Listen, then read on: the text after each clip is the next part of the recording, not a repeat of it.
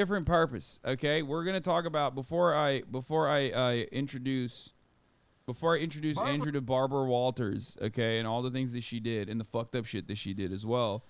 We are going to talk about Channel 5's very own, okay, friend of the show, Andrew Callahan, and his new HBO documentary that just came out. Okay. Here, we'll just start off with a trailer, actually. Yeah, for sure. Let's just show the trailer. It's called This Place Rules. The whole government is compromised. They made it seem like our votes counted, but our votes wasn't worth a lit fart in a wool mitten. Bro, you've memorized it. Yeah, I had the whole movie memorized. That's crazy. My name's Andrew Callahan, and I first went viral online for interviewing people on the road, going to different conventions, conspiracy rallies, That's music me, man. festivals. Then in 2020, How does that feel? Crazy to see yourself on HBO. That shit coming from YouTube. It's revolution time. Pandemics. Remember that? So, this is the story of the events that led up to the January 6th Capitol riot. We are the storm! As I saw them unfold. You may have gone to bed thinking this election was headed one way, and then you woke up and saw things were different and trending increasingly in another direction. We saved the country. We did it. We did it, Joe. Joe Biden is the apparent winner in the state of Wisconsin. No more mail-in ballots, Mr. Mailbox. So while it was true that everyday people on the right were being censored and kicked off social media, 98% of the media have a leftist agenda. Oh my God, she was fucking insane. Spoiler, she's a rapper. Yeah. And people say that I have a sixth sense for finding rappers, but she actually found me That and yeah. started rapping. But she said she learned to rap because she was a substitute teacher in the hood. Yeah. And that's how she was able to connect with her students, which to me is so fucking funny. It's such a white person thing to say, to be like, that's the only way I could talk to these black kids. Like, it's like they're like a different fucking breed or something. Yeah. You psycho. Anyway, Andrew, is Jonah Hill pretty cool? We're gonna talk about all that. Stop asking questions. No more fielding questions to Andrew for now. This is the sign. Just for watch. a boy lover. and into tighter and tighter echo chambers. They've been sacrificing children to Moloch. Animal human clones. This is the best part. There's so many good parts. Yeah, I think don't know. individually, it's like top 3. God, the fucking. I think the I want to start a conversation at the end of commune. the If you film need anything, Yeah. you get it. There is no money. Yeah, that is the best part. Hell yeah. No Trump! No KKK! No fascist USA! We were pitted against each other by organizations and individuals who do not care about us and are enriched from our division. You are the tip of the spear. You ever feel like you've gone too far down the rabbit hole, man? This is only the That's a great beginning. question as well. What's the end? There is no end. So yeah, This Place Rules is Yeah. out on HBO. And I watched it earlier this morning, and it was fucking awesome. Okay, Thanks, dude. one thing I will say is I actually hate when I see like callbacks to 2020. When Yeah. I see it on like movies, like oh, it's the pandemic, like Glass Onion, which just came out on Netflix. It's the second part of like the murder mystery to Knives Out, starring Daniel Craig. Had a lot of those components in it. Like they were all like wearing masks and stuff, and it like made me cringe. This, on the other hand, did not make me cringe. It showed the mania of 2020 perfectly. Yeah. I would say. Well, thank you. I tried to make it retrospective in a way that was like examining it from now, as opposed to trying to recreate like fervor and panic of that period of time. Yeah. Also, it's not really about January 6th specifically. It's about like the lead up and the undercurrents of that time that are still very much present and active today. So we tried to do as much as we could to like make it relevant. But at the same time, I would have preferred the movie came out, to be honest, like, a year and a half, 2 years ago. But Yeah. making a long feature like this with an actual production company, and it takes a long time. It's definitely it was a change, but I'm excited about it. Yeah. It was also not dehumanizing to the people you were interviewing, although it's still entertaining and funny. Yeah. Thank you, man. That is something that we talked about on the podcast as well. This is like Andrew's forte is just. Yeah. Did you see the scene with my little cousin, my 8-year-old cousin? Yeah. That was my favorite part. I love your uncle being like, yeah, don't do any of that fucking weird shit. That's a real voice message from Yeah. my Uncle Jeff. Was Which like, is so "Please funny. He's do like, not take don't- my son to a Q rally. Yeah, don't do any of that fucking weird shit. No furries, nothing." That was great. Yeah. I'm glad you liked it, man. Yeah, it's not available in Europe yet, but HBO's working on it apparently. Yeah, eventually. Yeah. I think their idea is like once it gets super popular in America, they're gonna try to sell it to European and Canadian distributors. Yeah. But you are the OG. Let them cook. Let him cook. Yes. You're the let him cook man. So Andrew Doc is available in Canada already on Crave, our bootleg HBO. Okay, good to know. Anyway, yeah, it is wild to see your career. As Cool Bivens points out, it's insane to see how far you've come since I found Quarter Confessions. You deserve all the praise, man. Congrats, for real. Thanks. It is wild. Only a couple years ago you were doing that. I made my first video in the December of 2018. So We started. That's like pretty much when I started doing Twitch. it's been about 4 years. Yeah, that's crazy. Yeah, that's crazy. Uh, You were like the first streamer that I actually thought was tight. oh, thank you. Yeah. And now that you know more streamers, you know that is firmly the truth. I still basically just know you. But yeah, ask him about his sex life on the road. Why are you such a pervert, dude? Are you okay? That's so whack. Take an hour off, Sex life chatter. on the I'm road. spraying you with fucking water. Two shows a night. Yeah, fucking weirdo. Okay. All right, so This Place Rules came out. I watched it this morning. I fucking loved it. Okay, there are a lot. I've always, like I said before, I've always seen like Andrew's content as like a perfect companion piece to what I do here on the stream as well. Like reaching out to people in ways that I never could imagine or do. He's a brilliant interviewer, not contentious, does a really good job of like showcasing people's like true beliefs and perspectives in a way that, still doesn't work to like do propaganda for them either. Yeah. You know what I mean? Which is part of the reason why I think they get mad at you afterwards. Who in particular? Alex Jones got mad at you. Yeah, for sure. Yeah. It is hard though, 'cause you can't really fit this movie into a particular box. And that's why the CNN interview with Don Lemon was so awkward. We're gonna get to that in a second. But before we talk about the CNN interview, I want to show one of the incredible dualities that you pointed out to in the American experience within the docuseries or within the documentary itself. First, we're going to talk about the Q family. Okay. So to clarify, this is a family that I met outside of the Georgia governor's house. It was during a protest during the Stop the Steal movement. They were outside of his house demanding that he overturn the election results. 'Cause as you know, Georgia was a blue state in 2020. So this is outside of his house. Fun fact, this is an event where the keynote speakers at this small rally were Alex Jones and Nick Fuentes. So they delivered speeches about 30 minutes after I first met the Q family. So the Q family is actually called the Spencer family. And I had never seen someone this young at a right-wing political rally. And so, like, what you're seeing here is the first interaction I ever had with these folks. So there was no, this is just the raw footage of the first meeting. Child molester. And he kidnaps children and does horrible things to them. Just like Hillary Clinton and Obama, who made the virus. The virus is man-made. It doesn't exist. Kids need to be put back in school. The people who are pulling the strings is the Italian Vatican. They actually are reptilian bloodlines from another planet. They're basically robots. And the evil people that are there, such as the Rothschilds, who suck blood out of children to get... I mean, yeah, this is like he's entirely too young to be this like mentally ill, but he got it from his dad. I think he just consumed in like the science fiction sounding mythology of it all. Because, kids have big imaginations, so this is like a pretty compelling way to connect with your dad, too. Yeah. Like, they don't like play catch together. They just like sit around and talk about deep state cabals. Yeah, I mean, their form of bonding. Exactly. You get into whatever your father's into, and unfortunately, the dad is into like really the awful shit. What's funny though is he wasn't before, like 3 months prior. So it only took a few months for his dad Brandon to be fully consumed in the Q sphere.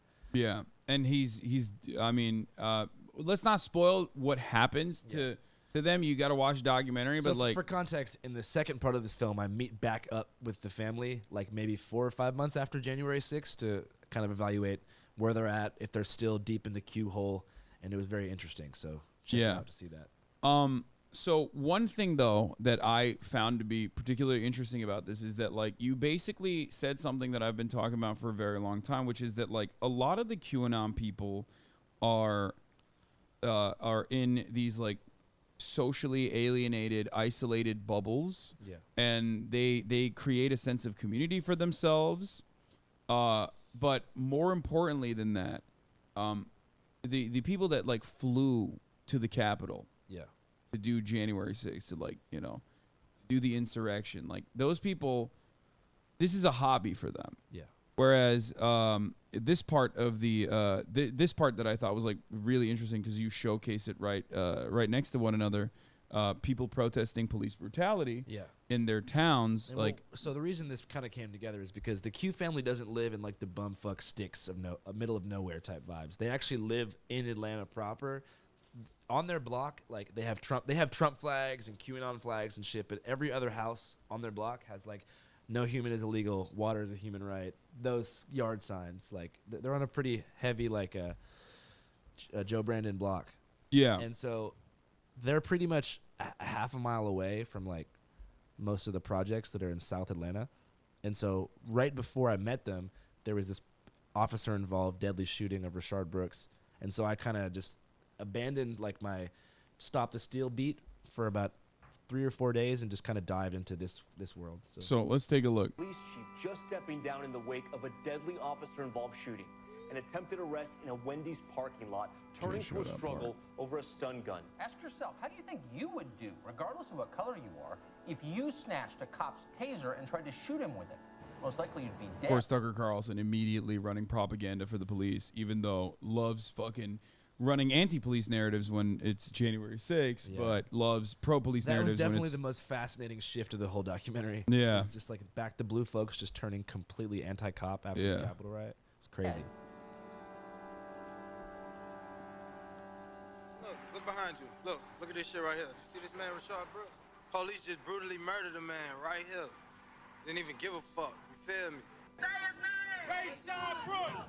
Shortly before my meeting with the Spencer family, a 27-year-old man named Rashard Brooks had been killed by police officers in a Wendy's parking lot. Protests erupted, which resulted in the burning of the Wendy's and the accidental killing of a young girl due to a stray bullet. He came to get some food for his family from the Wendy's. He was a little intoxicated, you feel me? So he parked his car in this parking lot. Fell asleep in the car. The police got him out the car, asked him some questions, and that shit went left. It wasn't black people that burned this Wendy's down. Who burned the Wendy's down? It was actually a Caucasian female. Then a little girl got killed right there in the parking lot. We just left on getting the bottle. A little girl got killed. That shit took a little girl, man. Fuck 12, man. I love Wendy's, though. Y'all got that good 4 for 4. I fuck with that, though. Rest in peace, Rashard Brooks, Breonna Taylor, and everybody we lost this year to police brutality.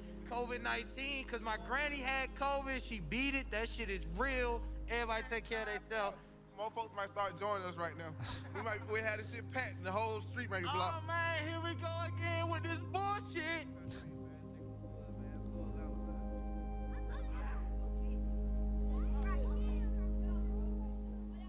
So what do you guys want to be when you grow up? Basketball star.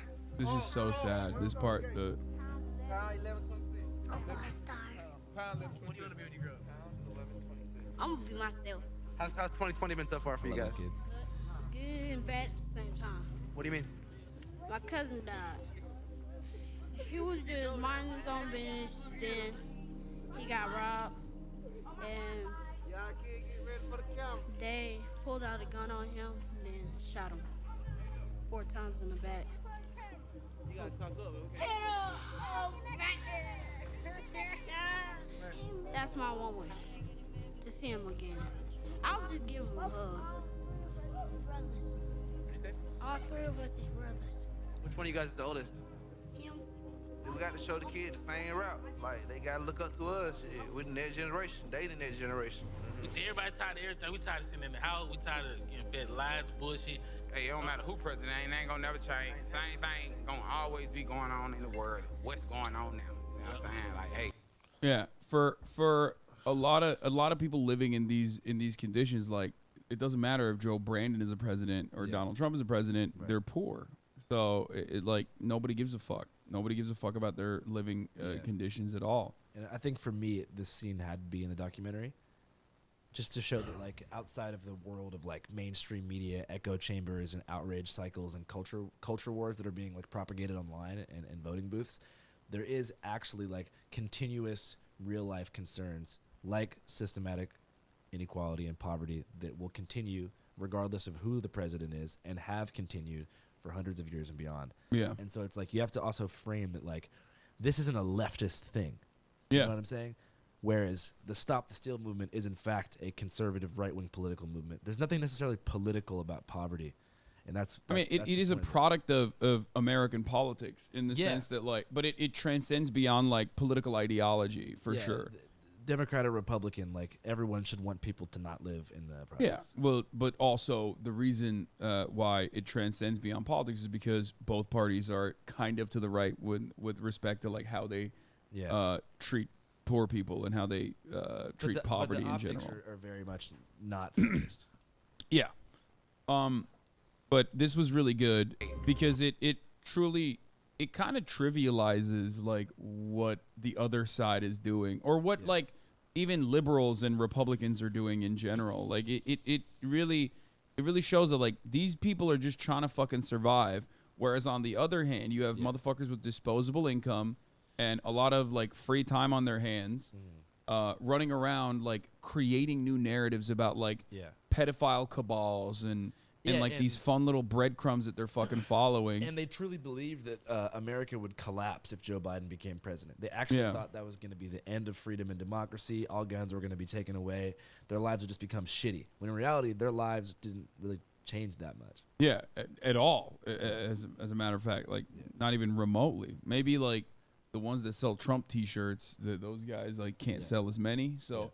That was the maximum material harm that happened to them in general. Yeah, and I'm not trivializing. I'm not going to trivialize like it is a problem that the Q rabbit hole and the conspiracy ideology consumed millions of Americans in a 4-month period. That's a real issue. But I don't think that Stop the Steal was a real issue. But the fact that it was happening is a problem. You get what I'm saying? Yeah. So like it's no, I understand. I'm just saying that like, look, that's why it's the MLK take of, you know, for those accustomed to a lifetime of privilege, equality feels like oppression. But like for a lot of these people that are definitely like middle class, firmly in the middle class, or even like in the lower middle class, right? They still are living in excellent conditions in comparison to what you would consider like developing nation conditions that a lot of people in this country are subjected to, especially in the South. Like poor black neighborhoods are in dire situations, right? Right here in LA too. Yeah, even here in LA. And the reality for them is just dramatically different. Yeah. And what I mean by that is like if you're fine, if you're like in a relatively good, relatively decent shape, maybe you're struggling to make ends meet ultimately, but like not extremely poor in the way that these people are, you're basically looking for new fun hobbies. And I think that's why they like pick up political hobbyism in this regard. Yeah. Because there isn't anything that you can like truly grab onto. There's no mechanism of pushback. There's no like adequate way to like get your legislators to do the things that you want them to do that will like truly make your life better, like healthcare. You know what I mean? No one's going to give that to you, right? It's just not going to happen. Democrats are not going to give that to you. Republicans don't even give a shit. So if you're living in the fucking suburbs, you like look for new political movements that are fun and interactive, and QAnon was that for so many people. And a lot of the people who are into QAnon are oftentimes underprivileged. A lot of these people are like poor white people who like, you know, lost their fucking job due to automation or something like that, and then they get this conspiracy framework to latch onto, and then they end up spending their last dollars on going to like Michael Flynn conferences and shit like that. Yeah, it's really fucked up. It's crazy, but you know, it's all fucked up. It's all bad. Yeah. The person who can make the word about it, God. It's to me. Really made me think about like how much free time and also financial stability it really takes to show face at the kind of angry pep rallies that I had been going to for the past couple months prior to that. So many Americans' primary concern is just getting by. You know, they don't have time to fly to D.C., get their Trump gear, and just yell about shit that's probably not going to happen. It was also hard to believe that just 2 miles away from where I interviewed those kids in the projects was the Spencer family household, where they live in absolute fear of reptiles and Rothschilds stealing everything from them. I mean, they basically live next door to a segregated housing project, where people's primary concern is making ends meet and ultimately escaping poverty. It made me wonder if it would ever be possible to bridge that gap in understanding, and more importantly, how much power an American president really has in a 4-year term to fix the country with such dramatic inequality. And let's keep it real, poor informational literacy. This is the sign for a boy lover, right here. Hell yeah. Yeah, but there it is. I mean, that is that very real. It is that very real, like, you know, some people are tapped out of the political battle because they feel. I mean, both of these people, in my opinion, are not engaging in the real political battle. And both of them are not engaging in the real political battle because they recognize their maybe they don't directly recognize their powerlessness, like, because the dudes in the projects, they recognize their powerlessness. Yeah, they recognize that the system is just like completely fucked and against them, whereas I feel like the Spencer family also kind of internalizes that powerlessness, but they have no like real vector of anger to direct it towards. So that's why Trump was so successful. Like he basically turned your anger that you feel at all times at any given point into frustration of the elites that are liberal, that have designed society in this way to fuck you over and fuck you over in ways like by allowing gay people to cohabitate it's spaces. All just the same shit as like programming fear into a large group of people. Yeah. Knowing what their insecurities are, capitalizing on them, turning them into the Spencer family for their own gain. And liberals certainly play a role in this as well. And outlets that are otherwise liberal also play a role in this as well, I think. Mainstream media outlets, like, you know, they're pretty much all centrists, center right, I would say. And they create the same outrage machine, which is just, like I said, based upon selling ads and maintaining 24-hour news cycles full of what I wanted to say on CNN, which I couldn't say because it was 6 o'clock in the morning. I had no idea I was going to even be asked about Enrique Tarrio. There's a big problem, I think, with like punditry and mainstream media. And, you know, if you turn on the TV anywhere in the country to cable news, as opposed to actual in the field reporting, it's basically just talking heads and pundits digesting things for you, telling you how to feel, and then bickering amongst each other because it's kind of entertaining reality TV. Or even when they do actually do like man on the street shit, oftentimes they basically fucking hyper focus on it with a very liberal slant that I think overlooks the real situation on the ground. Like it's just local news does this all the fucking time. Like local broadcasters are incredibly reactionary, incredibly right wing. So like one of the greatest examples I use all the time is basically that whenever there is like a looting or whenever there is like a situation on the ground, like they'll immediately call it like, oh, these are riots. And instead of looking at like why they're happening and like you did when you went down there, when you went to Minneapolis, right? Instead of trying to understand why people are angry, they go to the business owners. Yeah. And they hear their perspective. It's like, why the fuck do I give a shit about the business owner's point of view? You know what I mean? Like, who cares? But also it's like CNN does, you know, mainstream media does the same shit, you know, where they're like, these are mostly peaceful protests. Whereas protests don't have to be peaceful, you know what I'm saying? Yeah. But that, you see what I'm saying when I say that it's also center right, because they're obsessed with pushing one narrative versus the other, whereas like a protest can be violent and involve property destruction and still be valid. But there's no mix allowed because it's either this is a pointless riot that is taking place so people can get just free shoes and shit, or like there's no riot happening. Yeah. And it's just such a strange thing, bro. So let's does anyone have the link, the uninterrupted, like unedited link of Andrew having a conversation with Don Lemon, because I want to watch this again. Andrew on CNN. It's all like other people. It's on YouTube. No, it's like there's some shit called like full CNN interview or something. Let's see. Let's see if I can find it. Oh, I think someone found it. Here it is. So joining us now is the director, producer, and stars in this documentary called This Place Rules, which debuts on HBO December 30th, Andrew Callahan. Andrew, I mean, this is a lot. This is a deep dive into this documentary, and there's so much to talk about. I don't believe they had seen the documentary. Yeah, did you send them? No, I just based upon the question. So bear in mind, this is 7 o'clock in the morning, right? I'm being told they're gonna ask me about me, my life, and the movie. You know, how does it feel to have a movie? What's your name? What can we expect to see? I want you to listen to the first question they ask me here.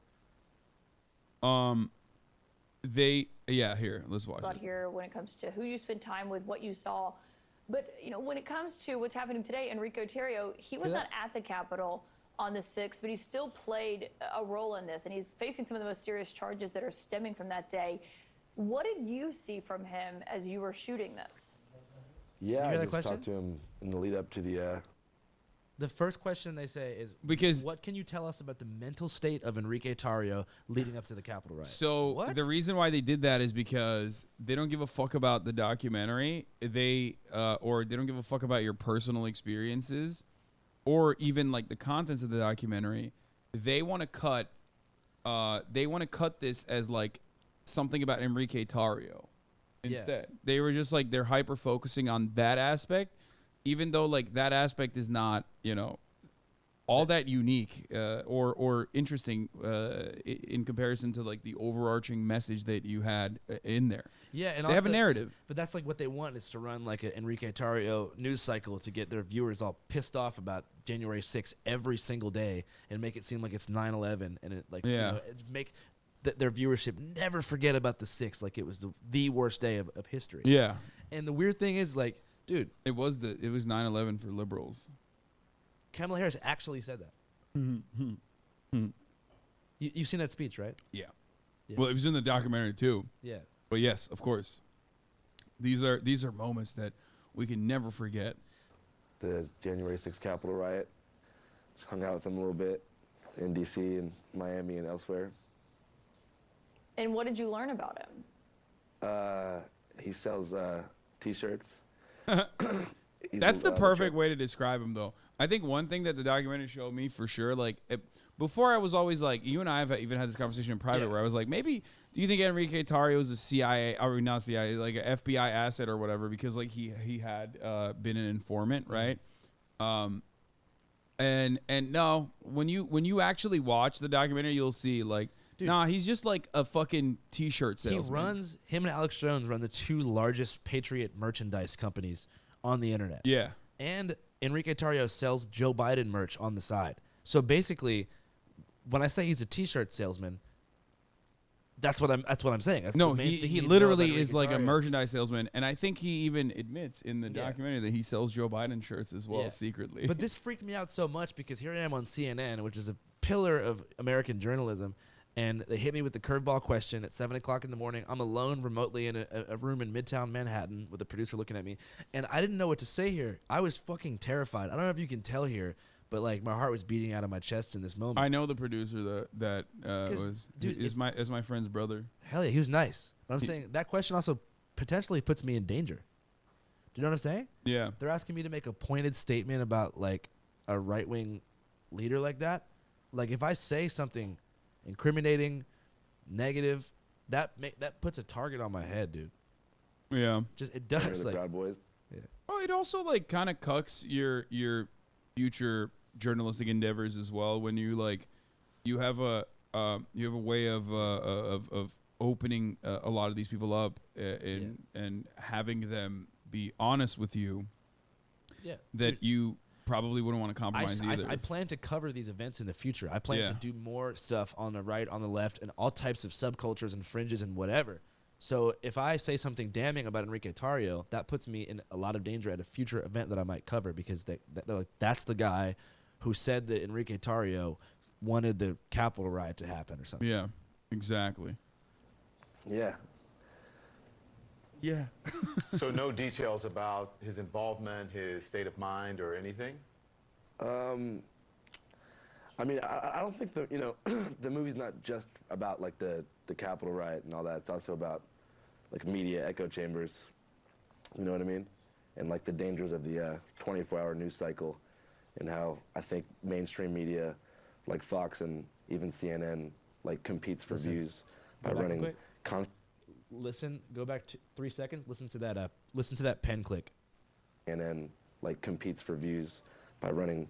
Who's doing that? Don Lemon is doing that. He's just pissed off. He's frustrated. No, I think the pen click is some kind of like signifier to the producers. Oh, you think so? Yeah, like cut this guy off. Listen to it again. If you want to hear it. Constant 24-hour news cycles based upon fear, division, outrage, and panic, probably to like sell ads. So it's not just about the Capitol riot. Yeah, I'm not exactly sure.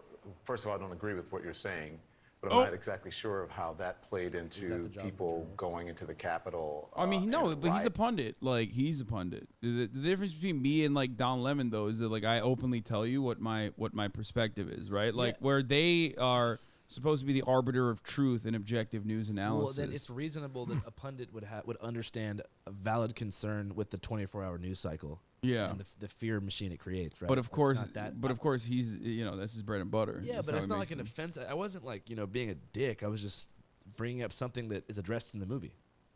Yeah. On January 6th, there's nothing fake about CNN. I didn't say. I'm not saying like fake news. I'm just saying ramping people up and increasing division. You see how he instantly went for the fake news thing? Yeah. Well, that's to vilify you to the audience. Because that's basically to pre-cancel the documentary. Well, it's to basically just say, well, I don't think they were going to be able to cancel it because I'm you're just saying, not. Like they're trying to make it. They're trying to make me seem like I am a. I think in that moment he's trying to put you in a pocket and basically say that like, oh, you're saying CNN is fake news, so that the audience that's already conditioned into saying, oh, what the fuck is this guy, like a right wing guy? Yeah. To go, oh yeah, he must be a right wing guy because. He's saying CNN is fake news, and I'm conditioned into knowing that that's like a right-wing thing to say. Yeah. And during that period of time, just watching people kind of fall down the rabbit hole and be pushed into action and like, falling down the conspiracy rabbit hole. Yeah, I think more people would consider, what's happening online and what happened with the former president and the messaging that he was putting out there and QAnon and so forth. I definitely agree 100% with that as well. Yeah. So listen, and to be fair, I do think that. So many I mean, look, CNN is not the same as like Fox News, but CNN also plays a role in this for sure. Well, I'm saying online echo chambers are definitely more damaging and effective for propaganda than like the mainstream media outrage. Yeah. But two things can be true at one time. Yeah. With this it's in your documentary, including a weightlifting scene with conspiracy theorist Alex Jones. Listen to how he's literally he's saying that you're friends with the people. Next thing he says, listen to the way he phrases it is a why question. Listen. Yeah, why did you humanize Alex Jones? Is the question. Yeah, for sure. He can bench press a lot, actually. Why would you put that in? Why'd you spend so much time with him, and why is he such a big part of this film? Well, I mean, I just think that like. Do you hear the way that question was asked for the documentary? Yeah, no, it was an accusatory question. No, it's clear. Like he hit you with the fake news thing, and now he's saying like you're homies with Alex Jones. It's done in a way that is like, there's like still an out for him to be like, well, I mean, I was just saying like, how does Alex Jones's role in January 6th work? But he's not just asking that. He's asking you, why are you hanging out with Alex Jones? Maybe they're just jealous, though. Maybe consider that. I mean, maybe they want to hang out with Alex Jones. Unfortunately, Alex doesn't like me anymore. Yeah. It's because of the interview I did with him after the Sandy Hook trial. Yeah. There's that part where he's on hot mic. He's asking his producer, like, do I sound good? Is this a good thing that I'm doing? He called me and was like, anyone who uses hot mic audio is no friend to me. Yeah, which it's not worse than the shit he says on camera. No, but but I'm saying it was sort of the curtain being pulled back is like, it kind of shows that he's doing like a crazy guy thing. Yeah. To get himself out of it. Yeah. God, one of the best parts is like you guys working out together though. Yeah. Dude, I had a fun time filming that. Yeah. He is. He can lift. I was saying, dude, he's strong as fuck. He's got like dad strength. You know what I mean? Where you're like, he's taut. Like he's Jank has a similar body where it's like I've talked about this before, where you have like a big belly, like a big gut, but it's not like flabby. It's like you can prod it and you're like, oh shit, this is like rock solid. Dude, I wish they would have fought so bad, dude. Oh god, I think Jank would have beat his ass. Really? 100. Dude, he used to be a fucking street like bare knuckle brawler. That motherfucker, like he has a lot of strength too. He could put up like 225. Yeah, 2 plates like with ease. He is very strong. Anyway, let's continue. There was just certain moments that were super surreal that just kind of happened, and I felt like we had to kind of leave the footage in. So the Alex Jones weightlifting, whiskey drinking scene would also be one of those moments that I couldn't like leave out of the movie, for sure. One thing that also stood out was what you heard from people when it comes to like conspiracy theories. I mean, there were parts where like children were shouting. He looks so pissed. Why is he so mad? He's so mad. Like she's younger. I think she's more sympathetic to like your. I mean, I've seen her on some panels where she's like also the same like neoliberal like girl boss shit, like doing that stuff. But you know, she does, given her age, she's probably more familiar with your content and like more sympathetic to like the documentary in general. Whereas Don is giving up. He's furious, dude. And it's not like I called him out. I just talked about the network that he works at. Yeah, I mean, well, of course, but you No, know, I'm he just is saying, the like- face of the network. Yeah, but it's not him specifically. Yeah, he is not happy here with you. He could And technically get a conspiracy different job. theories. And I wondered, as you talked to these people, if you got the sense that they actually believed what they were saying, or what your takeaway was. Yeah, definitely. I think a lot of people, you know, believe what they're saying. I just think that, like, you know, the echo chambers in the media, especially more fringe media that a lot of these people are consuming, is pretty all-encompassing, and especially the mythology of QAnon, like, consumed a lot of people's lives during this period of time, and it kind of, like, just became everything they wanted to fight for up until the Capitol riot. So that particular scene where I spoke with that family in Georgia, where it was like that the structure and whole basis of their family was like based upon Q and following that kind of lore, was definitely unsettling for sure. But yeah, it's interesting to see where it is now because, you know, I guess hard QAnon stuff has kind of dissipated in terms of Dude, like, I sound you know, like no one such posts on the a cue boards stoned anymore. California guy. You know what I mean? you It's like sound- 6 a.m. I look like I'm high as shit. I'm like, yeah, it's like a. No, you know, you sound great, bro. You're fucking, crazy. you know, this family's all like super. You sound great. What are you talking about? No, dude, I It's- sound Bled dumb into, like, shit. mainstream. no, it's because you're like, surprisingly for someone who's on camera all the time. I guess you're not used to like seeing yourself on camera in a No, I professional never setting do like this. this. Yeah, no, that's just what it is. It's like jitters that come. After you do it a million times over, trust me, you won't give a shit. You sound great. Conservative thought. All right. I do think we should point out a lot of those conspiracies are not from legitimate media. That's from like social media and websites Oh, where yeah, those yeah, things are totally, pushed in totally, like dark but- corners of the internet. Oh yeah, but it's like people spend their whole time in these dark corners of the internet, so it feels very real to them, especially because I think the biggest problem is probably media literacy and like taking a lot of this information that's false as fact because of, you know, you're seeing it on Facebook, you're seeing it on Newsmax, you're seeing it on One American News Network, places like that. Andrew Callahan, thank you very much. Best of luck with this. This Place Rules debuts on HBO and streams on HBO Max. That's on December 30th. Yeah. Moving on. Yeah, they couldn't get the Enrique Tarrio shit out of you, so he was like, "Oh fuck this guy." I should have just started crying, talking about how Enrique Tarrio is like. Should have been like, "Yeah, He's Enrique." a monster. Yeah, I mean, he definitely sucks, but like, like that's my personal I assessment. interviewed him like 2 years ago, man. Like, Yeah. It was great overall though. Like I do hope that it pops off. I don't think did HBO do a lot of marketing around it? I feel like they haven't. no, not really. It's like kind of a sleeper, which I don't appreciate. I wish they like promoted it more, you know what I mean? Dude, it'll promote itself. If it's good and people like it, no promotion budget can bring it there. I think that, I don't know. A lot of people are talking about it. I hope. I don't know. Yeah, no, I loved it. We'll see. We'll see what happens. At the same time, too, I barely even care. I'm just like happy to make something on that big of a platform. Like, it's all good. Yeah. There have been a ton of ads. Wait, really? You've seen ads of the documentary? Nah, there's no ads. I haven't seen any ads on the documentary at all. But yeah, it was great.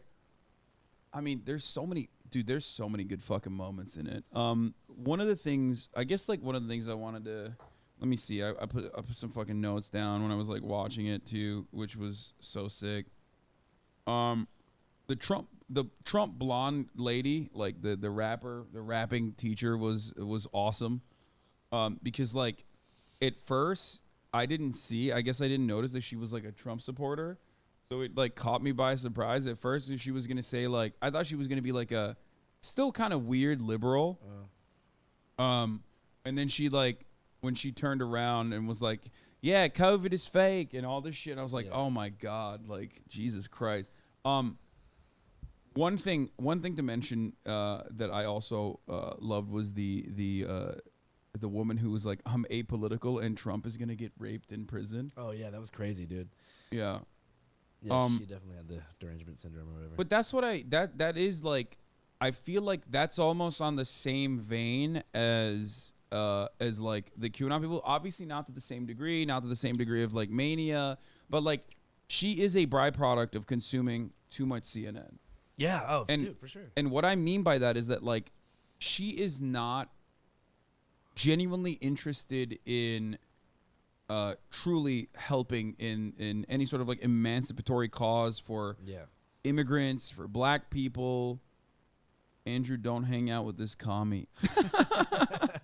It's funny.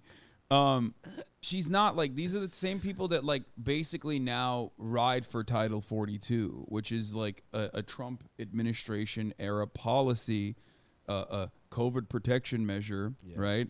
That stopped asylum seekers from legally seeking asylum, a human rights abuse, in my opinion. Yeah, well, I mean, she's definitely a victim of the outrage machine for sure, because like, she's not even really politically involved aside from just having this like burning outrage for just Trump as an individual. Yeah. Like not really caring about any deeper systematic problems or actual social issues. Just being like, Trump sucks ass. That's my personality. Yeah, exactly. And there were so many people like were like that. Yeah, so many people were like that. The get back to brunch liberals, right? Like they're it's normal now. Things are back to normal. Like most liberals, dude. Yeah. Things are totally back to normal. Everyone is back to like their regular order of business, and all of the problems that they were like screaming about, they persist. Yeah. Poverty, the structural violence of poverty still very much exists in the lives of all of those people. Police brutality, still a significant problem in black communities. If anything, it's gotten worse as far as like the amount of if anything, it's gotten worse as far as like the budgets and the way that we analyze the police or the way that we look at the police. Like they use the defund the police movement and the BLM protest to like they weaponized it against like black people, and now also, cops get bigger budgets than ever, and they still people are still saying like, oh, these cities are crime ridden, and it's because we're not respecting cops enough. Dude, when I was in Seattle, I like rented a Camaro or some like super douchebag car just for fun. Cause like, and my fucking back window got like busted out with a crowbar or some shit. My backpack got stolen. And so I called the cops. I normally don't call the police, but if you file a claim or whatever on a rental car, you can get like refunded. So I just had to file like a basic report talking about what happened. So I called them like, hey, I want to file a report about how like my car got broken into so I can submit this shit to Enterprise to get a refund. And the dispatch guy on the phone was like, well, since they defunded us and everything, like, it's gonna be. I'd be surprised if we get there in a couple hours. Like, you're better off using the online portal, and it takes 4 to 6 weeks. I was like, I fucking know that you could help me right now. Yeah, I know that you just actually are purposely not doing your job to prove a point to your own city, the citizens of Seattle. And I've heard hella stories like that. Like, it's just like it's bullshit. It's fucking bullshit. Like, what do you mean defunded? Like, that's not a thing. Also, one of the other parts about this is like, even before the defund the police movement, like propaganda, the counter propaganda existed, it's not like cops were fucking great at like claims like that anyway. They never did anything. Like anyone whose iPhone has ever been stolen way back in the day when you could just like directly figure out exactly what building the motherfuckers were in. Like I've had my shit stolen at basketball courts and stuff. You know what I mean? It happens. And I know where it is. I know where my fucking phone is.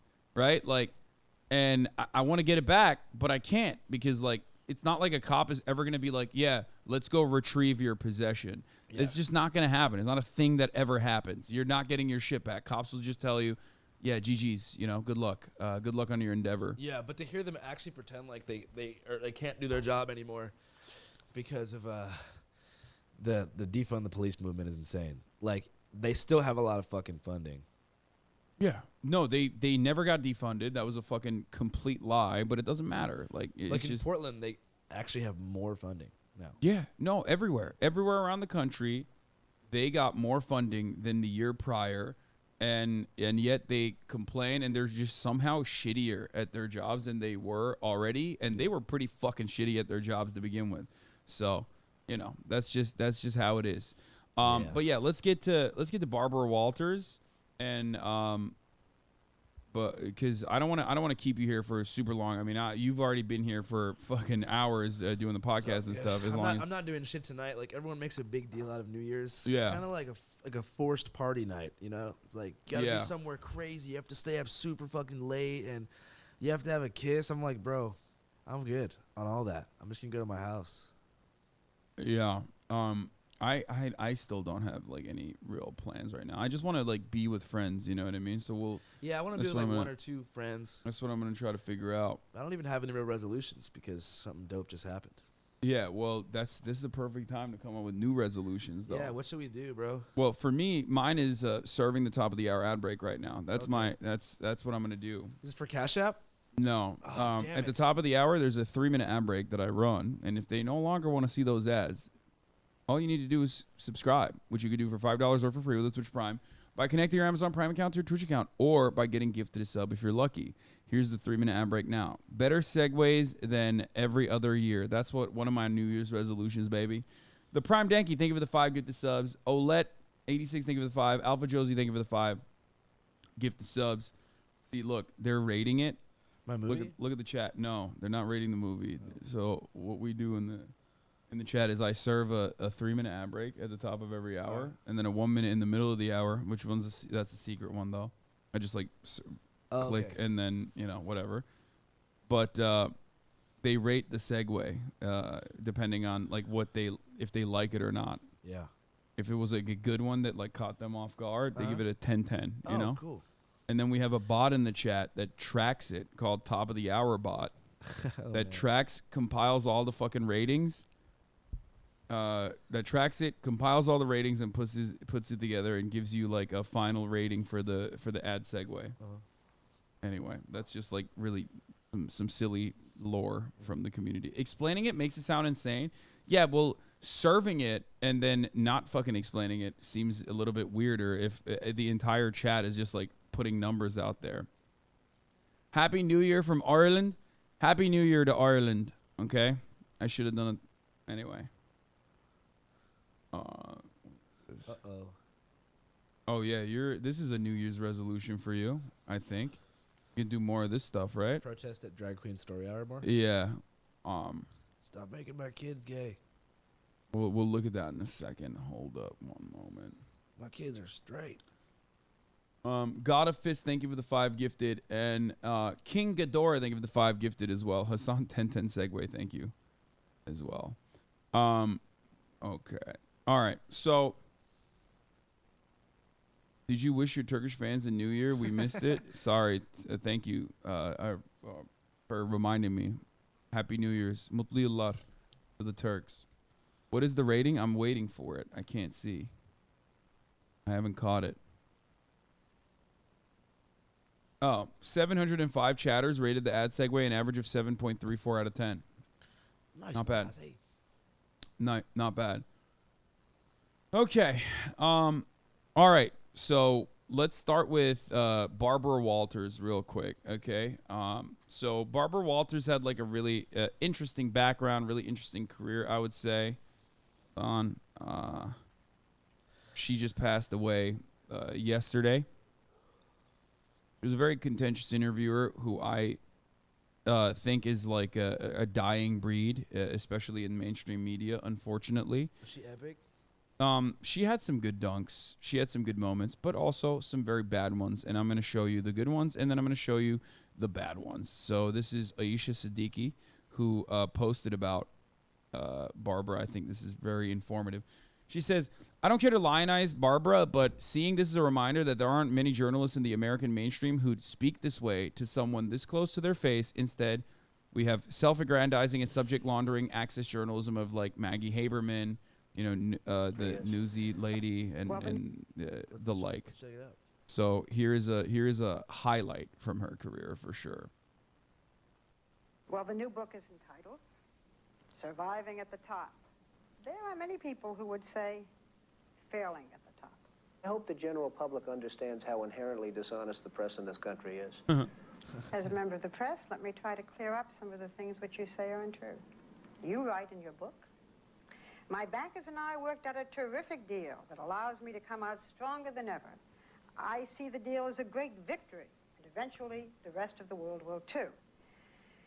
Being on the verge of bankruptcy, being bailed out by the banks, Well, you don't have to say on the verge skating on thin ice and almost drowning, that's a businessman to be admired? Last you say save, on the thank you verge for the of 5 bankruptcy, gifted. Barbara, and you talk on the verge, and you listen to what people are I saying. talk to your bankers. Well, that's fine. And what do they say? I mean, you know, depending on which banker you're talking to, Several. what do they say? I'm the only one people write about. I mean, they don't write about other people. You have a little more debt than most people. You're something like $3 billion I in also debt. have a little more assets than most people. Okay, you have debts to pay back. Right. You have huge loans to pay back. You say the country is in a depression. What makes you think that you can pay back those loans? And further, what your bankers have told us is that the only way you even have a chance is by selling that property out there totally, the plaza. Well, I don't know what the bankers have said. The plaza's a very valuable property. Everybody been told me, answering oh, shit you the paid same too way much, you for a paid too long much. Now time, they're all dude. saying what a great deal he made No, on the they're not. plaza. You yourself No, they're not. Yeah, said that I get it. She definitely you has saw a your purpose. children maybe I mean, once a week. It's not really my style, but she's very clearly good at what she does, which is like calling. Yeah, people on their she's bullshit. she's very cutting. She does her research ahead of time, Yes. and she's quick with the retorts, which is good. Okay, so I'm just gonna go ahead and say rest in power. No. I'll show you some bad shit. You're that having she a used lot to of do as well. difficulties with your 12-year-old son, Donna. You haven't talked to him since May. Oh, that's- Do you that's a low believe in blow. fidelity? In No, marriage? not this. This one's fine. Yes, absolutely. She did. I don't care about her cutting in the Trump about like Don Jr. American who journalist fucking has come closer. Oh, she interviewed Fidel Castro. yeah, like she's done some good shit. But I do find it funny that you know she ripped into Trump for his like shitty experiences or shitty relationship with his son. In the current issue of Vanity Fair, the author Marie Brenner says that you read from Hitler's collective speeches, My New Order, and that these are speeches that you seem to admire. What's your reaction? Do you have this book? A friend of mine sent me a book. A man who I think is Jewish, although I don't know. Although I don't know. So that was fine.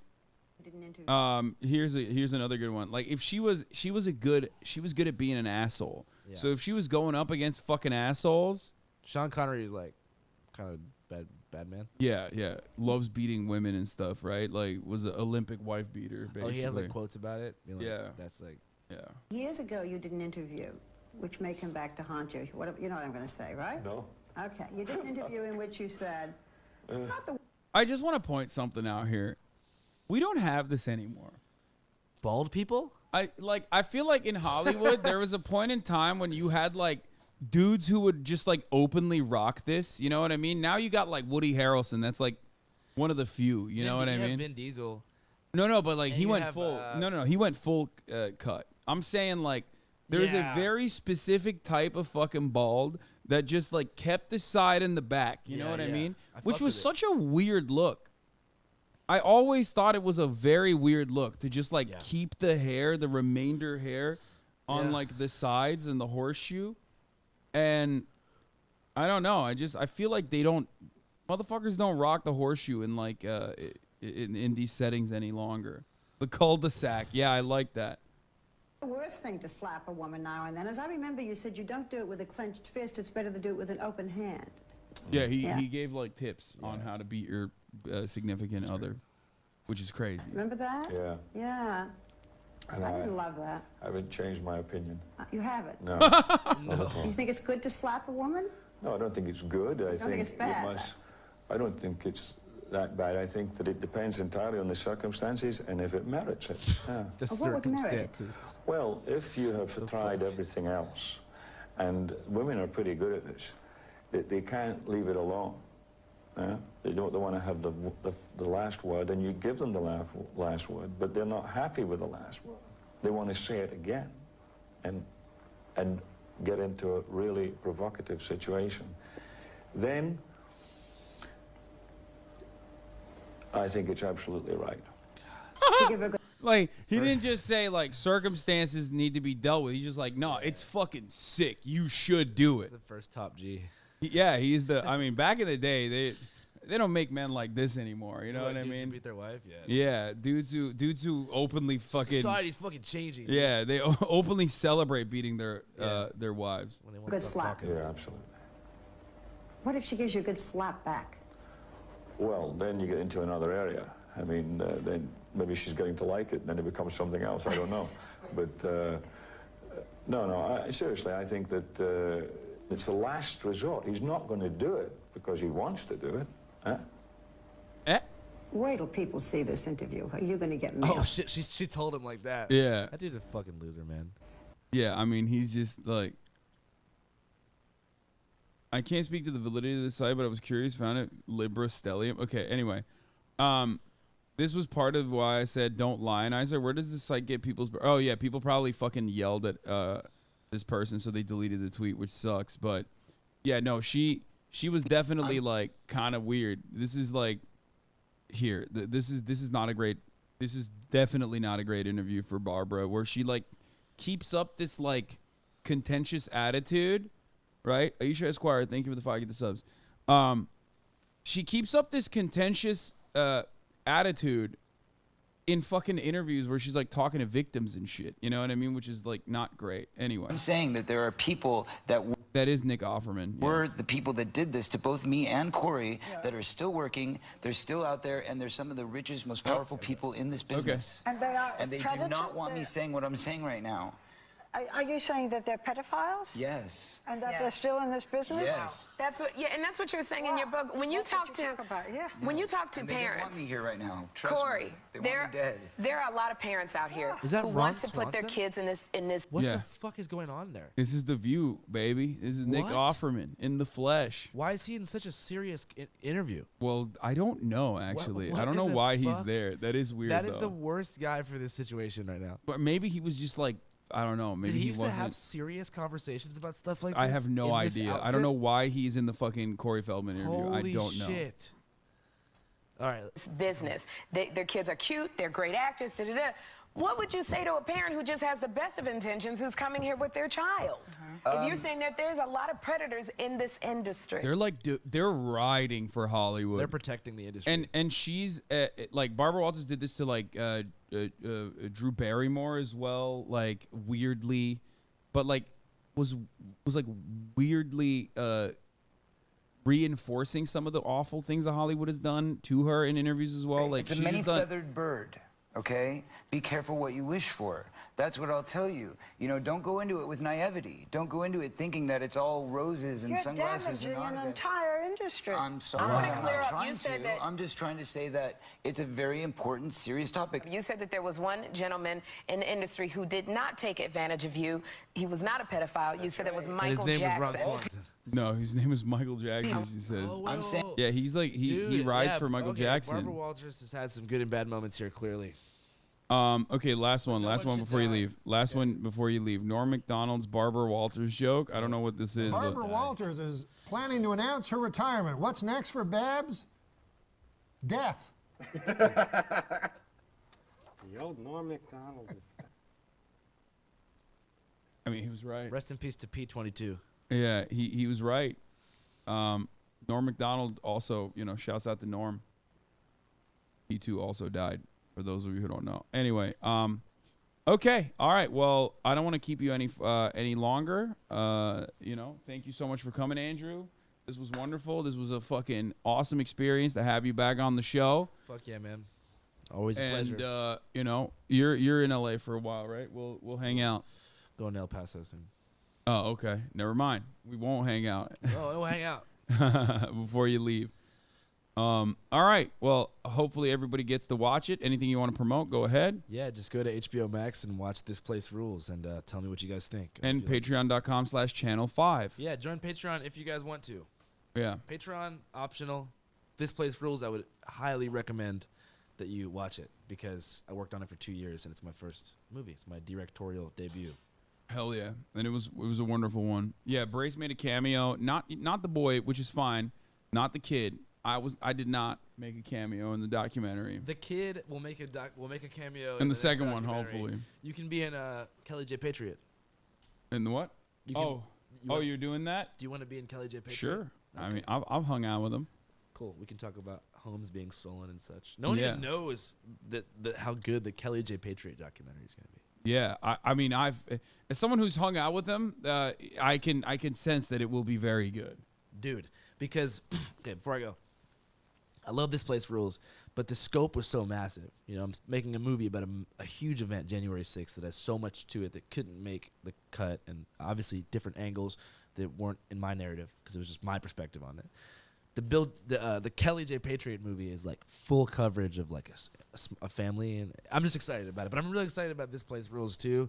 Yeah, go watch it if you want to, but you fucking should because it's good. I think. Yeah, it is really good. We're gonna hype it up so that they give you more money and you make more cool documentaries. Mm-hmm. All right. Well, thank you for coming on, man. Appreciate it. All right. Yeah. Okay, folks, I'm just going to say bye to Andrew, and we are going to move on. We're going to do more Barbara Walters coverage, wall-to-wall Barbara today, okay? Here is Barbara talking to Fidel Castro while I go see Peace to Andrew, and also heat up my chicken real quick. Tomoguki, thank you for the 521 gift Fidel subs. Castro, then our very own Barbara Walters. She interviewed the Cuban dictator twice in her career. Cuban dictator. I sat down with her to talk about her times with Castro and what it took to get that first iconic interview. 1977. Yeah. You sit down, the first American journalist to sit down with Fidel Castro. She had a beautiful female translator named Juanita who was with him at all times. And he talked and talked and talked. For hours, this interview. For hours. This was the get of all gets, right? One of the most important figures on earth to talk to. How'd you get it? I had gone to Cuba when I was working for another network and met him very briefly. I went with a whole bunch of reporters and said to him then, would you do an interview? It took us many years to actually get it. For a man who likes to talk, he does very few interviews. When he finally sat down, it was, for me, memorable, and to a large degree because we crossed the Bay of Pigs together. Is it true that we are the first Americans to cross the Bay of Pigs in 16 years? As I remember, it's the first time. What was your sense of the man? Your feeling is that he's much bigger than he actually is, that he's a big bear of a man. He was always in uniform. I shouldn't say always. The last time I saw him, he was not. He was wearing a business suit. To me, he was almost unrecognizable because he loved walking around in his khaki uniform. He was funny. The crew loved him. We traveled throughout the country, throughout the Sierra Maestra Mountains, where he had been a guerrilla when he was trying to take over from Batista, trying to get rid of Batista, who was a dictator. And the word charismatic was made for him. You would have liked him, I would have liked him, then you had to stop and say, just a minute. Yes. You know, this is a man who does not believe in freedom of the press, he told me, does not believe in democracy as we know democracy, had political prisoners, but when you were with him, he was forceful, charming, forthcoming. How did you balance that notion that certainly charming, but knowing what he was capable of, knowing this is a man, as you know, despised, certainly by generations of Cuban Americans in this country, despised quietly in corners of his own country? When I came home, by the way, I knew he was despised, but I realized when I got threatening letters myself, and for a very short time had bodyguard for my family because there was such, and probably still is, such anger towards him. You know, when you do an interview, you have to you're in that position, whether it's Fidel Castro or, I don't know, Yasser Arafat or Vladimir Putin. You're not, when you're in it, you're not there to judge. You're there to get your questions answered, and the way to do it, for me, is to counter it, attack maybe, but not to challenge. This is not a why did you, how come? You know, I didn't do that. When will your country and my country have normal relations? Su país y el mío tendrán relaciones normales. Pienso que depende de la buena voluntad de I believe that depends on the goodwill of both parts. Y pienso que depende también. And I believe that it also depends on time. I understand that you have a note in Spanish on your wall at home from Fidel Castro. From May 20th, 1977 at 1:29 a.m. in the morning. And it says, "For Barbara, as a remembrance of the most difficult interview that I've had in all the days of my life." Why was it so difficult? Yes, it was endless. And because I was able to ask him questions. He did so few interviews that very few people had. F smash W Riz, stop. I was able to ask about his feelings about democracy, which, as I noted, he does not see it as we do. But I also asked him personal questions, which he doesn't like and doesn't usually respond to. I don't know that much about him. I asked if he was married. I kept pushing it, and he kept saying, "Why do you want to know?" And I said, "No, people want to know." ¿Qué importancia? ¿Qué importancia? Okay, no una respuesta. What is the importance of my being married or not? And who cares whether I'm married or not? And he finally said what we translated to be formally, no. We hear he has something like 5 children. We hear he has triplets as grandchildren. But as a person, we know very little about him. I understand that that day with him, you went to several locations.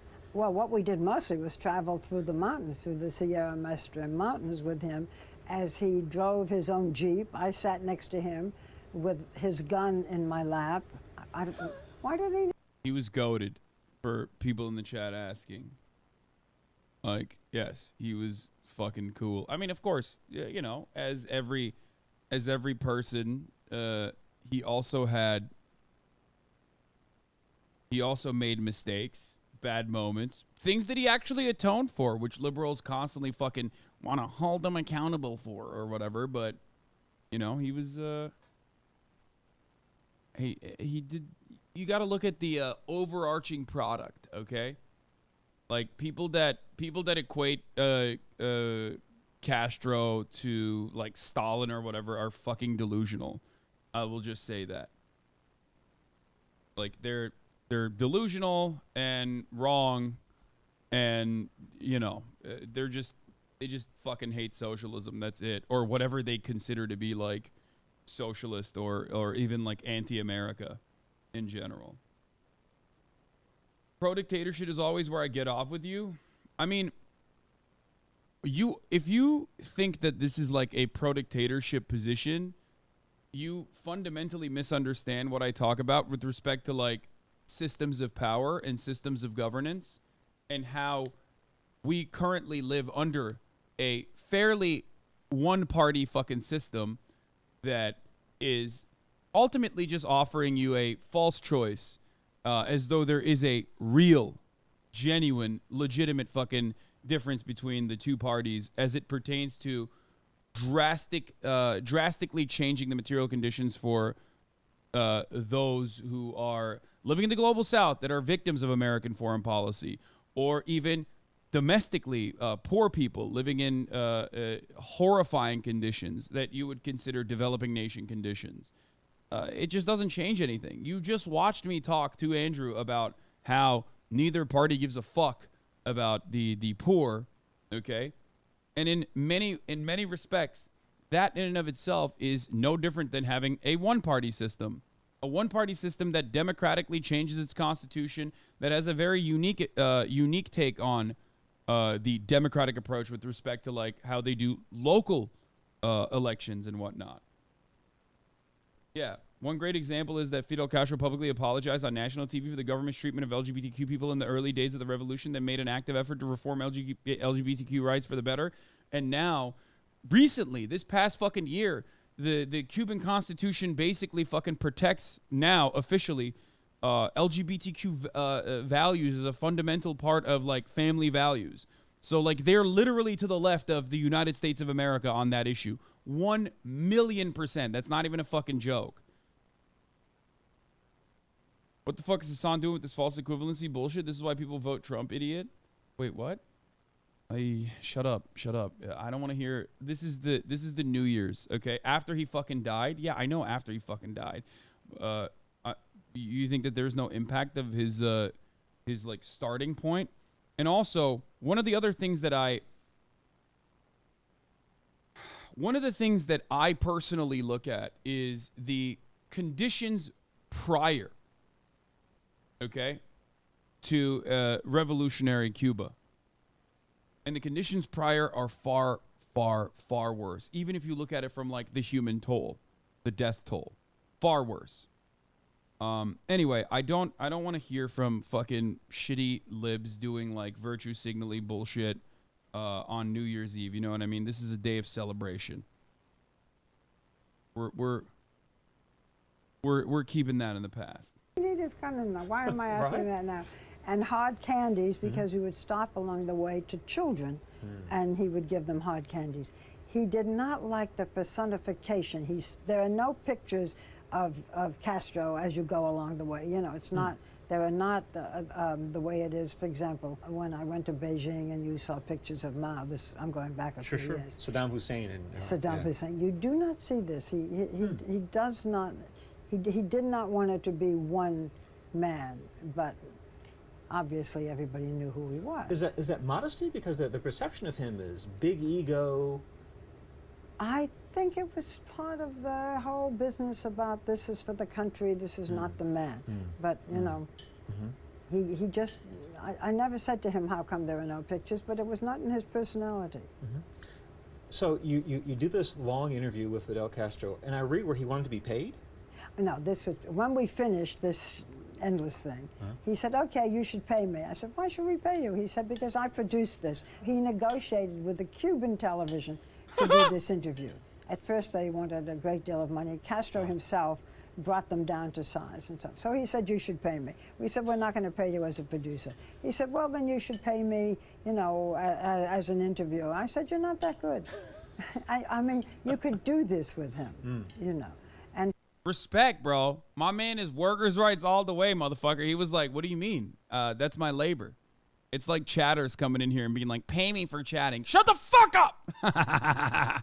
Finally, we said, well, we'll pay you as a driver. And we gave him $5 and we all signed it. It was a strange trip because there was this good humor. And afterwards, he took us inside and made us grilled cheese sandwiches. And by the way, the next time I saw him, which was here in this country when he was visiting, he grilled lobsters for us. So, I mean, there was this strange kind of, you know, good-natured, and yet we have to say to ourselves, this was a man who was our enemy up until, you know, this minute. And that's strange. Was he, though? Usually it's much more. Was he, though? Because if he's your enemy, then I think that says more about you in a negative capacity than it does about him. This is a fundamental point that I hope chatters understand. The reason why Fidel Castro and Che Guevara were enemies of the state, okay, to the United States of America is because America's ally was maintaining sugar plantations and slavery inside of Cuba under a significantly more brutal and actual oppressive dictatorship. America also funded this dictator, this actual dictator, for many, many years, okay? Gave him arms when the Cuban Revolution was happening, and also immediately fucking put these inhumane, awful, unjustifiable sanctions on Cuba after that dictator was overthrown. So remember that when thinking about who's our ally and who's our enemy and why they are our enemy.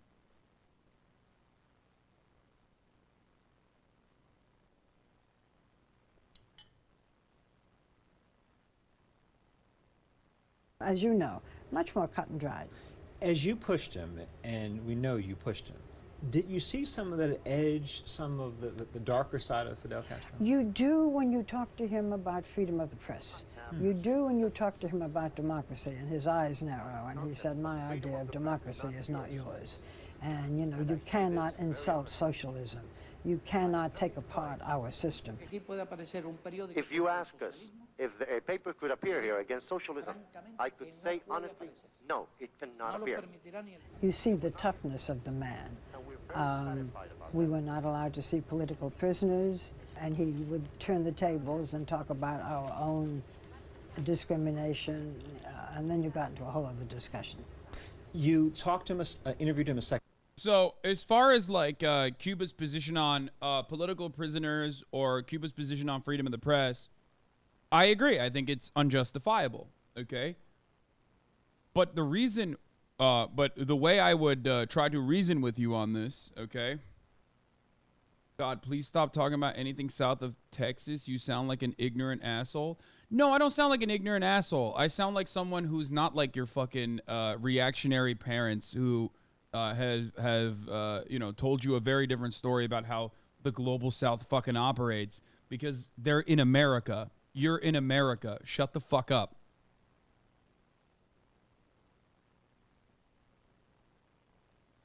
I hate this conversation. I fucking hate this conversation specifically because every time we have this conversation, you resort to like the classic, you know, you're just anti-America. You don't know anything you're talking about. My fucking great-grandfather told me everything that was going on. Shut the fuck up.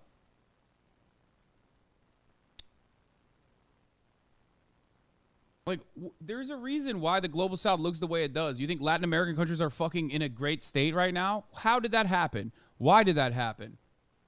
What was America's involvement? Shut the fuck up. Take some goddamn accountability.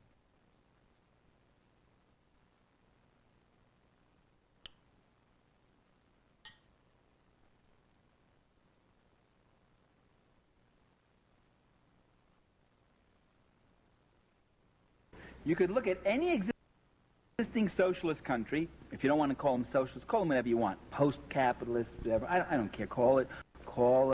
I don't recognize this video, even though this is Azure Scapegoat, who is a subscriber and in here all the time, because it doesn't have a classic yellow tint. So, although the video and the sounds seem familiar to me, unfortunately, I don't see the yellow tint. So I don't know. I don't know if this is authentic Parenti or not. This is such a funny.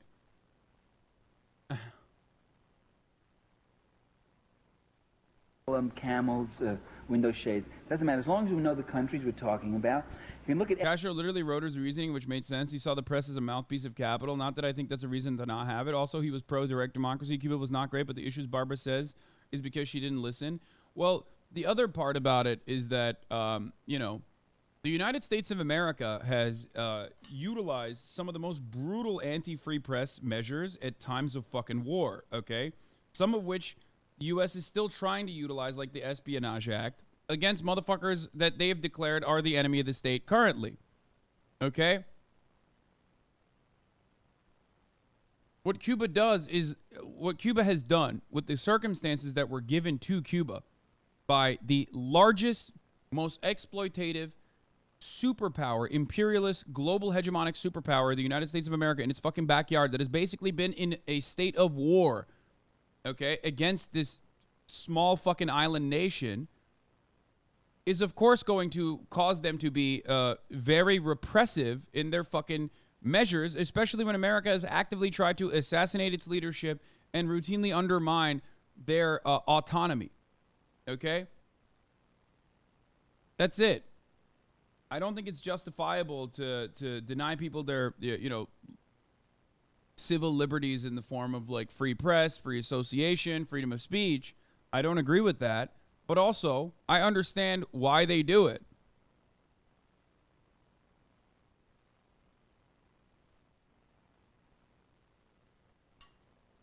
Any one of those countries, and you can evaluate them in several ways. One, comparing them to what they had before. And that, to me, is what's very compelling. That's what's so compelling about Cuba, for instance. When I was in Cuba, I was up in the Escambray, which is like the Appalachia of Cuba, very rugged mountains, people very poor they were. And I said to this campesino, I said, do you like Fidel? And he says, sí, with all our souls. I remember his gesture, with all our souls. I said, why? And he pointed to this clinic right up there on the hill, which we had visited. He said, look at that. He said, before the revolution, we never saw a doctor. If someone was seriously ill, it would take 20 people to carry that person, because you'd go day and night. It would take 2 days to get to the hospital. First, because it was far away, and second, because you couldn't go straight. You couldn't cross the latifundio lands. The boss would kill you, so you had to go like this. And often when we got to the hospital, the person might be dead by the time we got there. Now we have this clinic up here with a full-time doctor. And today, a doctor in Cuba, when you become a doctor, you've got to spend 2 years out in the country. That's your dedication to the people. And a dentist who comes 1 day a week. And for more serious things, we're not more than 20 minutes away from a larger hospital. That's in the That's the worst part about these fucking countries. Nations that deserve autonomy, nations that have actually taken the initiative and gotten some level of autonomy. Okay? The worst part about it is that, like, they immediately do the worst thing you can do from the perspective of capitalists, which is give power, or at the very least, improve the material conditions of some of the voiceless motherfuckers, okay? The moment that you improve the literacy rate, the moment that you fucking build clinics in the countryside, especially when you are doing it with the wealth that otherwise those who own capital have, okay? Like the big businesses in industries, the moment that you fucking develop it, you're doing an awful thing from the capitalist perspective, because you're giving voice to the voiceless, and those people will never get heard in American media. Those people never get heard in Western media. It's just the truth. They just will never talk about that. I've heard so many motherfuckers that literally say that, like, literacy rates is, like, insignificant, ultimately unimportant. Or so many people that say, yeah, Cuba exports more doctors than any other country per capita, and that's actually just, that's actually just marketing. And that, other countries shouldn't even cover it in their press, because, like, you're giving marketing to a brutal dictatorship. It's just fucking awful. Anyway, regardless, we're talking about a country who has been fucked over by the United States of America in perpetuity since its, like, inception, basically since the revolution. And yet, despite those dire circumstances that we have placed upon them, they've been able to survive, and also, to a certain degree, I would say thrive in comparison to other countries that have been excommunicated and cast aside. So I think that, I don't know. I think it's, like, pretty powerful. Yeah, the endurance of Cuba is incredible.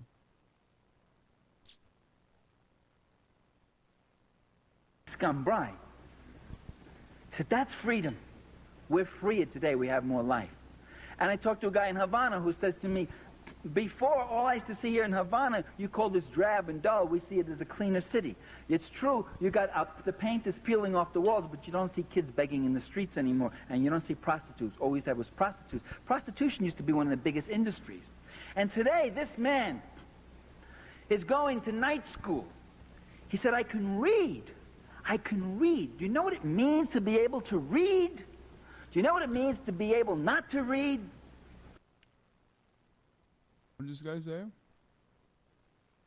So if Hitler was a true socialist in the same way as Castro, would you be propping up Hitler's ideas in the same way? Brother, if Adolf Hitler was a true socialist, he wouldn't have been a fucking fascist. He wouldn't have killed socialists. Like, you can't just say, yeah, if Adolf Hitler was, like, genuinely interested in liberating workers, instead of just, like, claiming that they were actually interested in that exclusively for the fucking folk, which was just a marketing tactic for the true fascist idea that he had, then yeah, it would be an entirely different person. He would not be the Adolf Hitler that you know, you fucking idiot.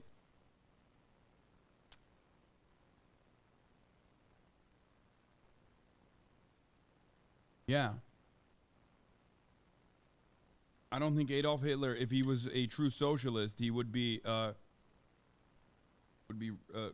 know, he wouldn't be Adolf Hitler. You fucking idiot.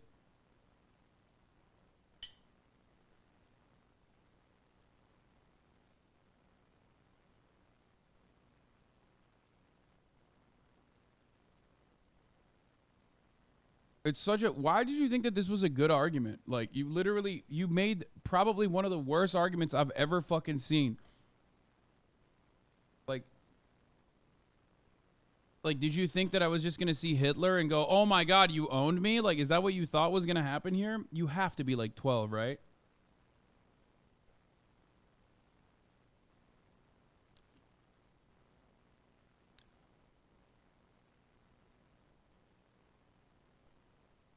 I remember when I gave my book to my father, I dedicated a book of mine, Power and the Powerless, to my father. I said, to my father with my love. Gave him a copy of the book. He opened it up, looked at that. He'd only gone to the 7th grade. He was a son of an immigrant, a working-class Italian. And he opens the book, and he starts looking through it, and he gets misty-eyed, very misty-eyed. And I thought it was because he was so touched that his son had dedicated a book to him. That wasn't the reason. He looks up to me and says, I can't read this, kid. I said, that's okay, Dad. Neither can the students. I mean, that's not something. I mean, don't worry about that. I wrote it for you. I mean, it's your book, and you don't have to read it. You know, it's a very complicated book, an academic book. I said, yeah, I can't read. Can you expand on your point that Cuba is thriving compared to other excommunicated countries? Yes. In comparison to the DPRK, Cuba is thriving. Especially when you consider the proximity to the United States or countries that we fucking literally have meddled in the affairs of in general. Even if you look at like Latin America. And now DPRK is not doing all that poorly either. But again, it took a long fucking time and there was so much devastation. Its proximity to the regional superpower or Venezuela. That's a great example. Yeah. Venezuela is a better example.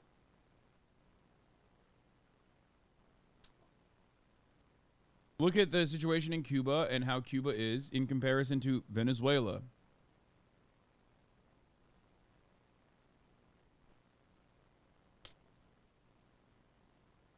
I wouldn't say Cuba is thriving in comparison to Venezuela, in comparison to Haiti, in comparison to other countries where America has successfully involved itself in the affairs. Yes, Cuba is doing much better. Like, look at Cuba. Like, Cuba has a higher life expectancy than the United States of America, man. What the fuck are we talking about? They have a fucking vaccine for lung cancer. They developed their own COVID vaccines in spite of the fact that, they are undergoing this, like, insane embargo that is unjustifiable and a human rights abuse. Like, come on. Sure, certainly, there's, like, a lot of poverty in Cuba still, of course. Of course. But I personally believe that a lot of that poverty is done deliberately. That poverty is brought upon Cuba deliberately by the United States of America, who does not want to let a country like Cuba exist on the planet, as they have shown time and time again. They don't want Cuba to exist.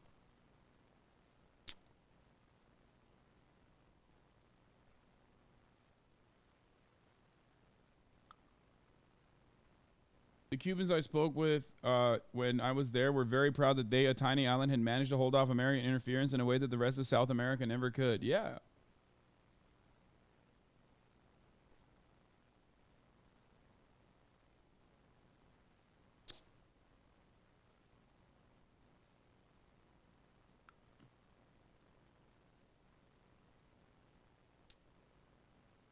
Anyway. Okay, we're done with the Fidel Castro interview. What is this? This is like another Barbara Walters moment, and then I'm going to move on from this. Recently released a song. It's called Hell Yeah. It's about American Idol. And she says, I'm quick to check a bitch if she is out of line. Are you the bitch she's singing about? Don't know what she's singing. I didn't know she sang. I thought she rapped or whatever. Nikki recently released a song. It's called Hell Yeah. It's about American Idol. And she says, I'm quick to check a bitch if she is out of line. Are you the bitch she's singing about? Don't know.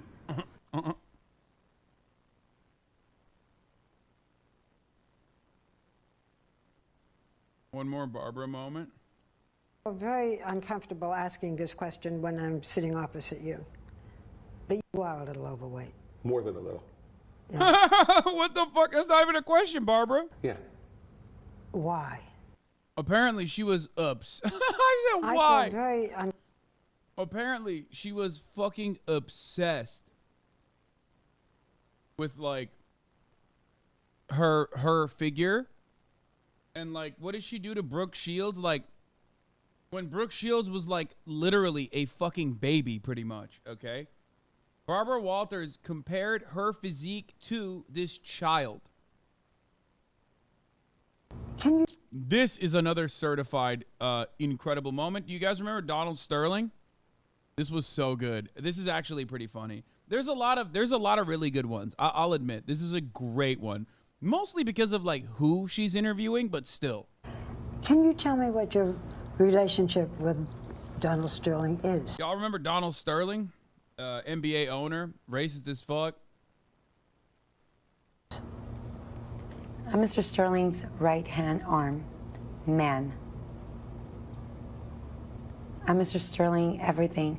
I'm his confidant, his best friend, his silly rabbit. His what? His silly rabbit. His silly rabbit? Yes. Is that what he calls you? No.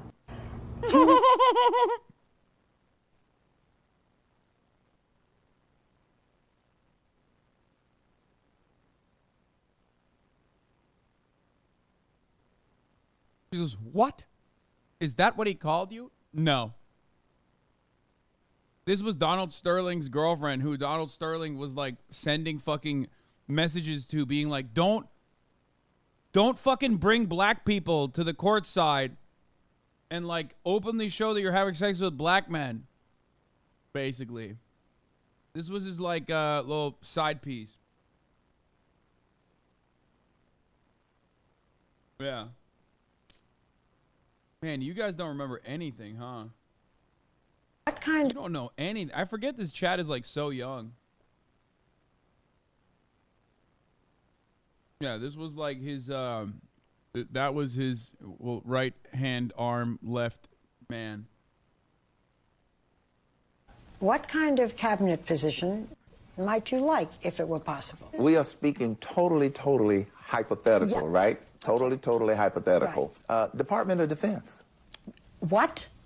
What kind of cabinet position might you like if it were possible? We are speaking totally hypothetical, Yeah. right? Those are funny.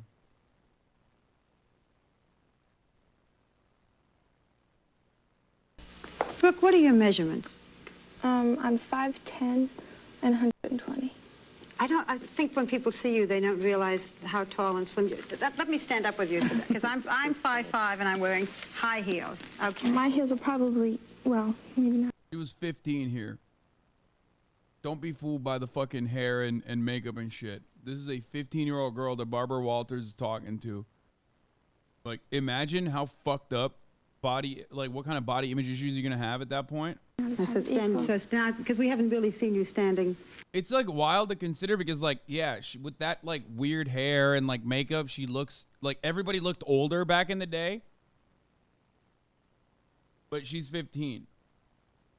Next to someone. Very hard. How the fuck is she 15? Dog, everyone back then looked older because to us, they were wearing like their hair weird. They're wearing weird clothes. Like to us, they look older. We watched the Vsauce video explaining it, you know.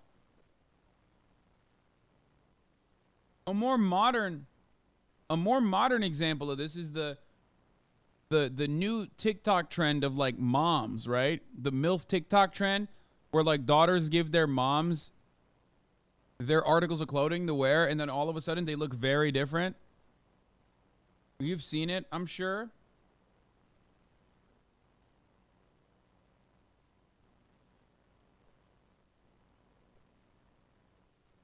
the clothing that you wear, the makeup that you do, the hair that you do dramatically changes people's perceptions of you. When you get a little kid this size to keep it down to size, isn't it? My dad's really tall too. Your dad is 6'7". Mhm. Would you be a mother like your mother? I think so, yes. I mean, I think I've learned from my mom, you know. But what about the people who say she had no childhood? And accuse you. You took away her childhood. But I'm still going through my childhood, so I can't say that I didn't. Sitting here like this is going through your childhood? Well, I'd rather do this than not do it at all. Stay home and watch TV. I mean, I enjoy this. She's like doing the same kind of interviewing technique that she is doing to Donald Trump against a 15-year-old girl. So that's like the problem. She would just Barbara Walter a little too hard in places where no man should Barbara Walter. Okay? That's my point. And I think that's why a lot of people understandably are upset or understandably point to this kind of stuff.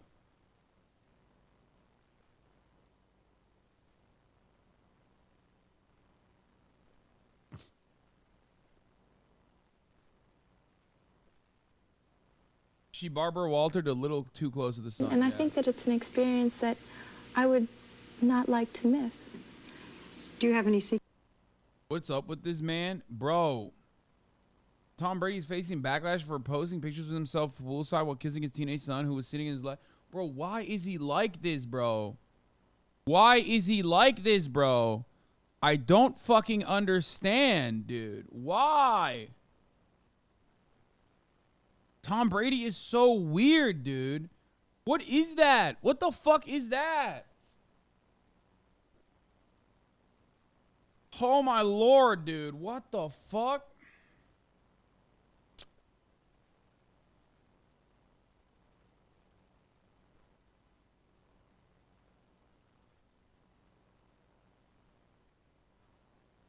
I can't defend my GOAT. What the fuck is this? Ain't no way. Oh, come on. You can't be calling Tom Brady your GOAT and not know that he has a penchant for kissing his children in very weird ways. In much, much weirder ways than this. Bro, one time he was getting a massage from his, like, PT, and his kid comes in, okay, and it gives him a little peck on the lips, and you're like, okay, that's a little odd. What the fuck? And then he fucking turns around and goes, that's not good enough. Give me a better one. Like, he basically was like, documentary called Tom versus Time. There's a scene showing 5-time Super Bowl winner Tom Brady getting a massage. Then his 11-year-old son comes in the room and asks him if he can check his fantasy football standings. I was wondering if I could check my fantasy team. What do I get? You know, Jack, everything comes at a cost, bud. That was like a peck. The second kiss shared by father and son prompted tweets from viewers using words like very disturbing and uncomfortably long. So we asked New Yorkers what they thought. I mean, of course, if you ask, I mean, this is like a universally weird thing that he does.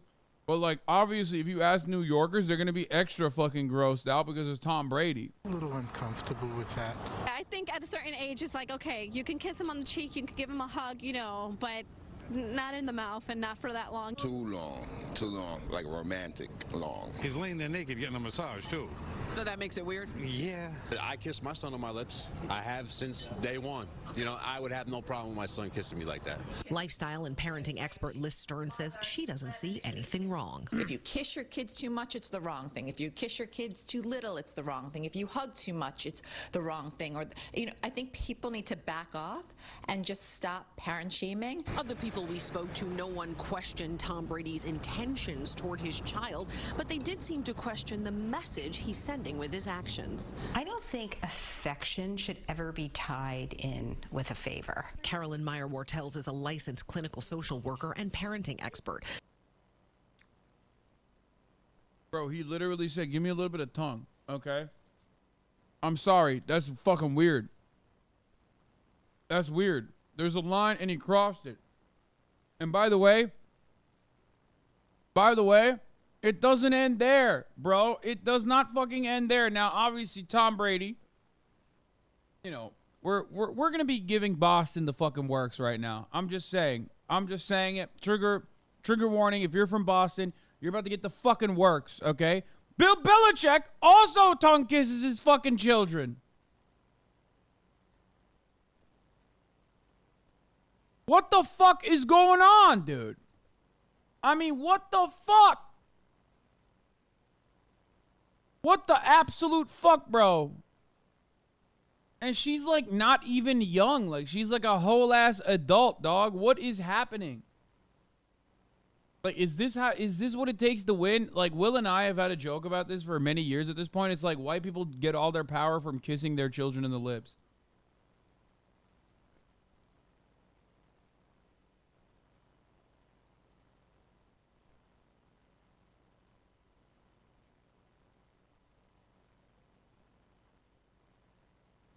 And like, this is actually, there is no way this is real. Oh God, oh God! Yo, that's fake, that's fake, that's fake. Oh God, oh, I'm sorry that you saw that.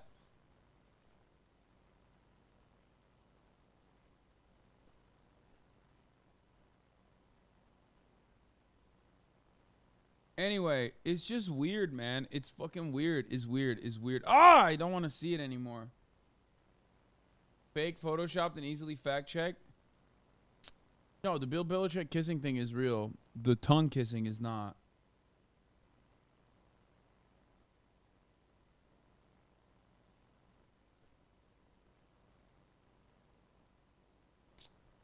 Anyway. Bro, my parents are huge Patriots and Tom Brady dick riders. Deflategate was like 9/11 in my house. Listening to you say this is literally blasphemous. Oh my God. It's just odd, bro. It's very odd to do this with your children, okay? That's all I'm saying. And I think I'm not wrong for saying that. Man throws Nazi salute. Yeah, I don't give a fuck about that, to be honest. I'm so, Nazis are so washed, bro. We're done. We're done with Nazis. They're done.